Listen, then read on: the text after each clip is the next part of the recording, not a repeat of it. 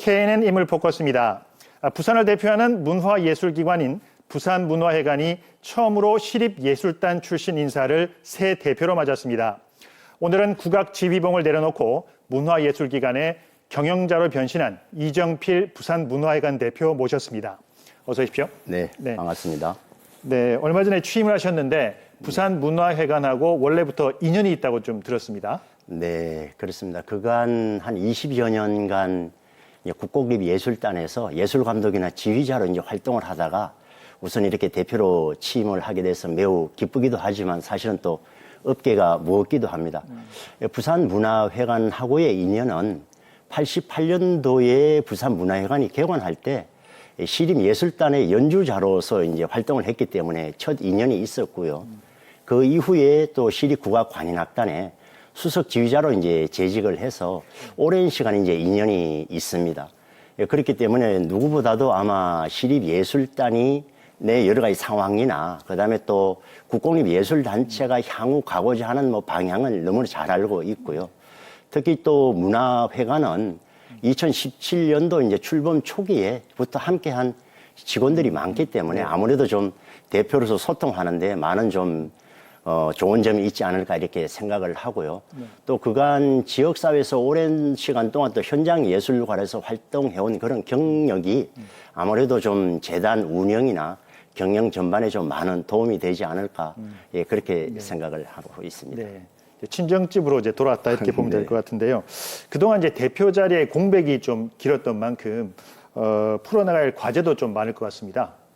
아무래도 그간 이제 본의 아니게 여러 가지 갈등 속에서 생겼던 또 침체된 분위기를 또 사기 진작을 하는 것도 대표의 몫이고요. 또 그에 반해서 아무래도 또 조직의 여러 가지 쇄신도 필요할 테고 또 지금의 현직의 조직이 아무래도 이제 사업별로 배치가 되어 있다 보니까 여러 가지 지역사회 지형 변화에 따른 대응이 조금 미진한 부분이 있다고 생각이 되어져서 아무래도 시설과 조직이 좀 합쳐진 시설과 사업이 합쳐진 이런 조직으로 좀 재개편을 할 계획을 가지고 있습니다만은 이런 부분들은 아무래도 뭐 부산시와 또 긴밀한 협조도 해야 되고 내부의 구성원들과 소통 채널을 통해서 충분한 이제 공감대를 형성된 후에 이렇게 추진을 할 계획을 가지고 있습니다. 네. 자, 한동안 이제 코로나19 때문에 지역 문화예술계가 좀 많이 힘들었지 않습니까? 현재 상황은 좀 어떻다고 보십니까? 아무래도 코로나 상황 이후에 뭐 부산에서 활동을 하고 있는 현장 예술가 아니면 또 예술단체 또 저희들처럼 공공예술기관도 상당히 어려웠던 게 사실입니다. 어떻게 보면 뭐 지역의 기반 자체가 아직 무너질 정도의 어려운 상황이었었는데요. 그렇지만 또 뭐 문화회관으로서는 뭐 지금까지도 어떤 공연예술기관으로서의 또 기능을 충분히 수행을 하여 왔고요. 아무래도 또 팬데믹 상황 이후에 뿐만 아니라 지금 이제 위드 코로나 상황에서는 아마 지난주부터 오시는 이제 관람객 좀 숫자도 많이 늘어나고 또 공연도 전반적으로 활성화되고 극장의 가동률도 상당히 높아졌습니다. 그래서 저희들도 이제 객석도 좀 많은 관람객들을 수용할 수 있도록 오픈하는 데 준비를 하고 있고요. 그래서 아마 그런 부분에 대해서는 뭐 앞으로 향후 시간은 좀 걸리겠지만 상당히 좀 고무적이고 희망적으로 보고 있습니다. 네. 자, 올해 이제 부산문화회관의 주요 사업이나 공연 계획이 어떤지 궁금합니다.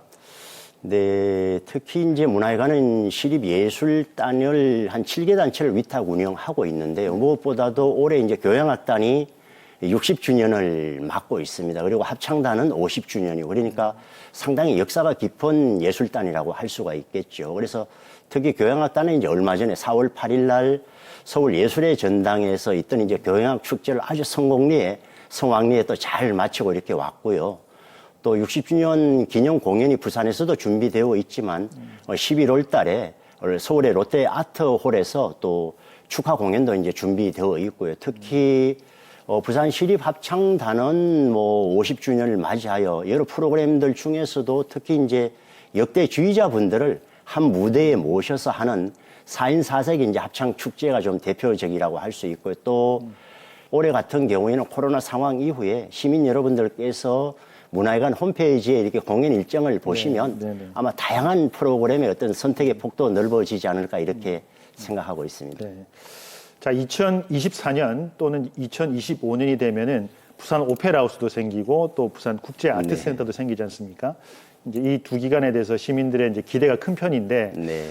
문화회관 입장에서는 상대적으로 좀 위축되지 않을까 이런 걱정도 앞서거든요.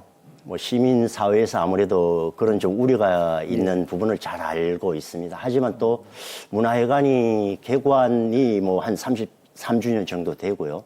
시민회관은 내년 되면 50주년이 됩니다. 특히 이제 시민회관은 지금은 없어졌지만 서울 시민회관보다도 아마 열흘 빠르게 개관한 전국 최초의 이제 문화회관이고요. 네. 그간 또 문화회관도 지역사회에서 문화예술 공연뿐만 아니라 문화예술 발전을 위해서 그간 또 역할 수행을 충분히 해온 또 기능들이 있기 때문에 어느 정도 경쟁력은 충분하다고 생각을 하고 있습니다. 단지 이제 여러 가지 시설이 이제 오래되다 보니까 노후화된 이런 무대라든지 아니면 시설 부분들을 오페라 하우스나 이제 국제 아트 센터가 개관되기 이전에 개보수가 끝나면 이제 충분한 경쟁력이 보여지고 있다고 보고요. 단지 이제 이런 지형 변화에 따라서 문화회관은 좀 시립 예술단이 있기 때문에 순수 예술의 어떤 창작을 기반한 그런 이제 전문 제작 극장으로 관련한 이제 준비를 하고 있고요. 시민회관은 아무래도 또 역사 깊은 또 시민들의 뭐 생각에 또 많은 또 여러 가지 좋은 또 생각들을 가지고 있는 그런 기관이기 때문에 아무래도 시민들 좀 대중 친화적인 그런 대중예술 전문 극장으로 관련한 이제 준비를 착실히 하고 있습니다. 자, 앞으로 부산 문화회관 어떻게 이끌어 가실지 계획 한 말씀 부탁드리겠습니다. 네, 여러 가지 계획들이 있지만 또 부산시의 어떤 문화 정책의 주된 방향이 제2의 이제 문화 창조 도시 건설입니다. 그래서 부산 문화회관도 이런 이제 업무를 같이 수행하기 위해서는 아무래도 부산이 가지고 있는 어떤 역사나 문화 아니면 또 해양 도시지 않습니까? 그래서 해양을 중심으로 한 어떤 지리적 환경적인 요소들 또 무엇보다도 부산이 가지고 있는 이제 문화 정체성을 오롯이 좀 담아낼 수 있는 그런 중장기적인 정책이나 좀 비전이 중요하지 않은가 이렇게 생각이 됩니다. 그러기 위해서는 또 시민들을 참여시키고 또 시민과 함께하는 그러면서 또 부산 문화회관은 또 창의를 좀 기반으로 한 지속적인 좀 가치 창출을 통해서 뭔가 콘텐츠를 계속 개발해 나가는 게 이제 부산 문화회관이 해야 될 역할이라고 보고요. 그렇게 했을 때 아무래도 좀 시민들이 좀 행복한 또 시민들의 여러 가지 가지고 있는 좀 문화 역동성이라든지 아니면 문화 향유의 기반을 좀 넓혀 나가는 게 바로 부산 문화회관이 앞으로 해야 될 일이 아닌가 이렇게 생각을 합니다. 그래서 부산 시민들도 좀 많은 관심과 응원과 그리고 또 무엇보다도 또 문화회관을 또 많이 방문하셔서 좋은 공연들을 많이 관람해 주시면 저희들도 아마 힘이 나지 않을까 이렇게 생각이 됩니다. 네. 자, 새롭게 변화될 부산 문화회관 기대해 보겠습니다. 오늘 나와주셔서 감사합니다. 네, 감사합니다.